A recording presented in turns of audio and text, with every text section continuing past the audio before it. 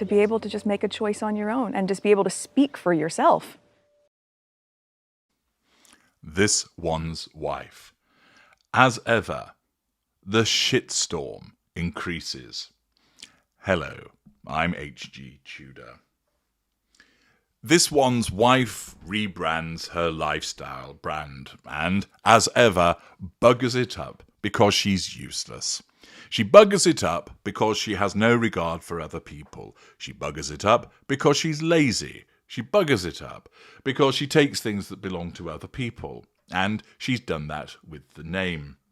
As I've explained elsewhere, what is quite clear is that she has taken the name as ever because Diana, who she regularly duplicates, signed off with that phrase. I very much doubt that this one's wife saw it as a clothing range in New York City and thought to herself, I like the sound of that, I'll have it. It's possible, but I think it's far more likely because of her infatuation with Diana, her obsession with channeling the spirit of Diana, that's where it's come from. But her use of that has brought her into difficulties. On the one hand, we have the brouhaha about her logo being a rip-off from the one of the Mallorcan village of Pereires, and we also have the fact that the clothing line is called As Ever, and people have spotted this, including the clothing line itself, resulting in a reaction against this one's wife, that it becomes problematic for her. And that has arisen as a consequence of what the Telegraph has to say about it, having picked up on this point. India McTaggart writes, the Duchess of Sussex's relaunched lifestyle venture has become embroiled in a row with a clothing brand of the same name. So what many people had found on social media, mainstream media has now picked up. The founder of the New York-based family clothing business As Ever posted on social media following the Duchess's rebrand announcement on Tuesday. Mark Kolsky, its founder, vowed to continue as ever amid what he referred to as recent events around our namesake brand. He confirmed the clothing company, which he started in 2015, was not affiliated with the Duchess's relaunch of her lifestyle business, American Riviera Orchard, which she founded last year, but was forced to rename following a copyright issue. Note that the Telegraph are straight in there on the real issue as to why she had to rename, as opposed to her suggestion about it being limited by only being able to sell produce that's grown and manufactured in the area. Mr. Kolsky explained that his venture began when he reworked vintage military clothing for Astrid Dahl, his wife, as a side hobby. Acknowledging the outpouring of concern he has received since the Duchess's brand was announced, he said, I want to say thank you to all the old friends who know and love our small family brand As Ever, and also say hi to all those that have just become aware we exist. In the last 36 hours, there's been an outpouring of support and concern regarding recent events around our namesake brand.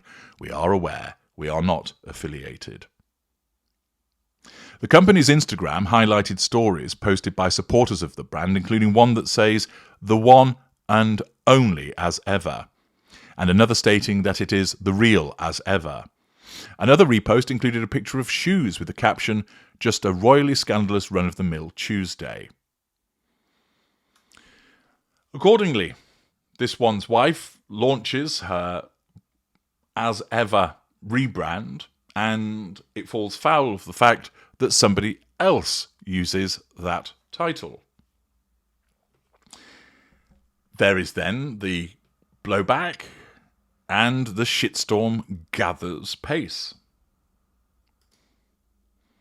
People regard her behaviour in effect as bullying, that she's utilising somebody else's name, and that there is a risk that they will vanish amongst all of the searches for this one's wife As Ever, potentially driving a family-run business that has existed for a number of years out of business. That offends people's sense of fairness and justice. But it doesn't end there. There is another As Ever. There is a photographer called As Ever Photography, and the lady that runs it is called Jen. And entertainingly, they have changed their Instagram to read Jen, as ever photography, established 2013, way before this one's wife, although they use her real name.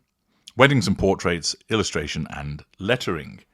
And there's also a post from them where it states, as ever photography and Jen procreates, where there's a picture of some binoculars and a pair and some other bits and pieces scattered around with the caption underneath, since this one's wife stroke Netflix started using my biz name of 12 plus years, the least they could do is maybe hire me as brand photographer.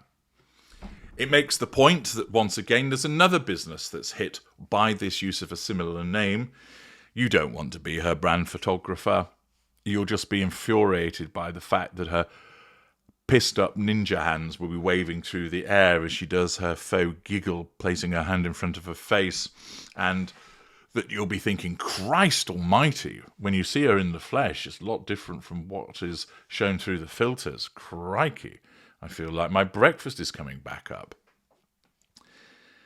This is, once again, the collateral consequences that come to the narcissist, especially those of lesser and mid-range persuasion.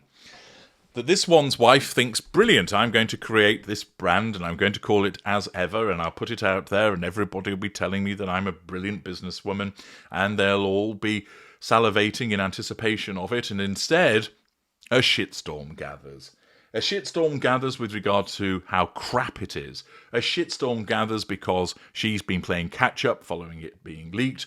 A shitstorm gathers because of the use of the logo. A shitstorm gathers as a consequence of the fact that she's using names which other people have done without due regard for the impact that it might have upon those existing businesses. It demonstrates, as ever, how useless this one's wife is, and how, controlled by her narcissism, she just blunders through like this proverbial wrecking ball, that she behaves without due regard for the impact upon anybody else. But because there are so many people that dislike her, that there are so many fact-checkers out there, she can't breathe without it being analysed. She puts out a photograph, people study it to see, for instance, is it generated by AI? Does this look fake? Does it look pretentious? What's going on there? She makes an announcement. It's invariably ridiculed. She's filmed, for instance, at the This One's Wife games, and immediately she's scrutinised to demonstrate, for instance, what she's wearing, who she's grabbing, the way that she's trying to take the Vegemite away from Harry. She'll cry foul and say this is bullying, but it isn't. It's analysis. And people are entitled to express their opinions in relation to her behaviour. And the reason that they do is simply because of the way that she has behaved. Nobody thought, okay, who's this woman marrying into the royal family? Let's pick on her. Nobody thought that way. I saw her and recognised, here's a narcissist. So I started to write about her, and then I started to make videos about her. And then I realised that many people were very interested in those analyses. So I made more of them. So more people became interested in them. And then I realised that she became this depository of so many examples of narcissistic behaviour in action. It would be remiss of me if I didn't use that information. Similarly, other commentators recognise there was something dodgy about her and therefore have done a deep dive into the things that she's done, that they've undertaken the investigative work, and they share the fruits of their labour in that regard. Others are offended by her behaviours against the royal family. They didn't think, oh, who's this then? Right, so there's this lady that she's marrying into the royal family. Right, okay, I know what I'll do. I'll go on the attack immediately. Nobody thought like that.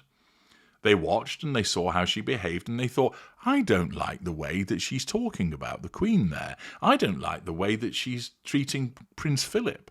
And thus they formed a view about her.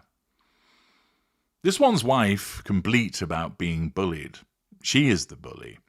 Nobody, I repeat, nobody looked on her and immediately thought, ha ha ha ha, there's a target, let's go after her. Instead, they watched her behaviour.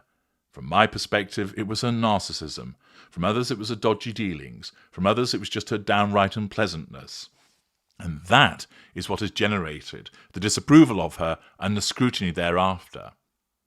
The shitstorm that coalesces and manifests each time she does something isn't generated by the people that comment upon her, it's generated by her.